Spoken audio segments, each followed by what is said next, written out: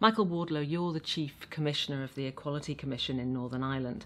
There's been a lot of debate recently about what lesbian, gay, bisexual and transgendered people can or cannot do in society in Northern Ireland. For example, marriage between same-sex couples, adoption by same-sex couples, blood donation by gay or bisexual men.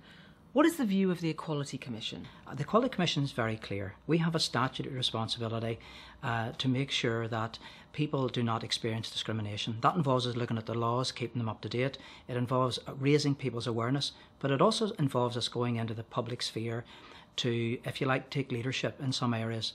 Now, in the three areas you've mentioned, we believe that there are fundamental equality matters, and that those equality matters have a particular relevance for those who have a same-sex orientation. So if, for example, you take the ban on blood, there's been a recent decision which clears up the situation. But this isn't new for the Commission. We first engaged in the matter of the blood ban back in 2012. So we'll now be going back to the department and asking them, given the decision, can you give us an assurance that you will be looking at the equality implications in that? In terms of same-sex adoption, we've been very clear that we believe that there is an equality matter, and we've been advocating for change. And finally, in terms of same-sex marriage, our Commission has taken a policy decision that this is an equality matter, and we would be asking for the government to take leadership and looking to have a consultation on the matter. But surely society in Northern Ireland is different. Many people here, including many of our politicians, hold very strong religious beliefs. Surely that's relevant when it comes to making policy. I think we want to make sure that we get all the evidence out there and that this debate is carried forward in a safe place. But fundamentally, we want to let people know that this is a matter of equality. And we as a Commission have to be sure that people have equality of opportunity. And in these areas, we don't believe that those who have same-sex orientation have that equality. The Commission clearly feels there's more that government should be doing to protect the LGBT community.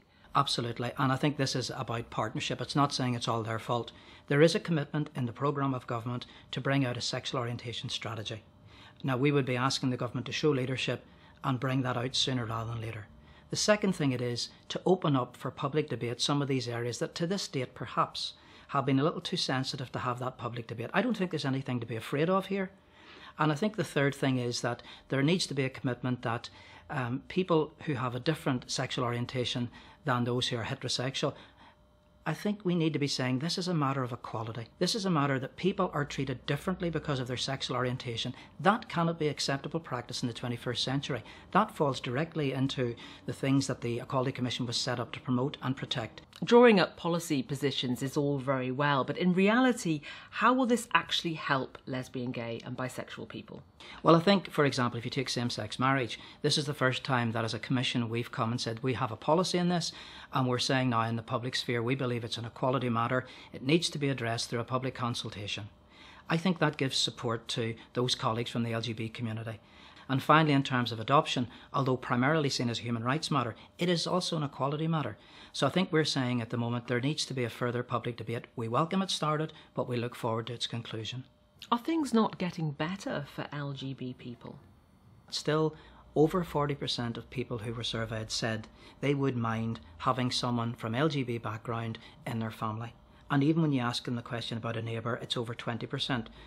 One of the things that the Commission would be asking for are members of the lesbian, gay and bisexual community, if they felt they're being discriminated against, to come forward and begin a conversation with us. They can do it through the website that we're on at the minute, or they can do it through making a call to one of my colleagues at the Commission.